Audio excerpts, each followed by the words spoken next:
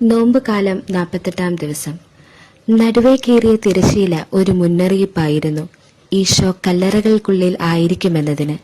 വലിയ ശനി, അതെ, പേര് പോലെ തന്നെ വലിയ കാത്തിരിപ്പിന്റെ ശനി. മരണമെന്ന ജീവിത സത്യത്തിനും ഉത്ഥാനമെന്ന പ്രതീക്ഷയുടെ സ്വപ്നങ്ങളുടെ തീരത്തിനും ഇടയ്ക്കുള്ള വലിയ കാത്തിരിപ്പിന്റെ ശനി. മാമോദീസായിലൂടെയും മറ്റ് ഇതര കൂദാശകളിലൂടെയും വിശദീകരിക്കപ്പെട്ട് ഈശോയോട് ചേർന്ന് ജീവിക്കുവാൻ വിളിക്കപ്പെട്ടവരാണ് നാം.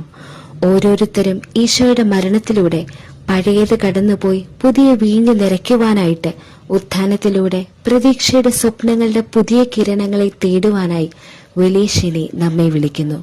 വലിയ സ്വപ്നങ്ങൾ എത്തിപ്പിടിക്കുവാൻ കാത്തിരിപ്പുകൾ ആവശ്യമാണ്.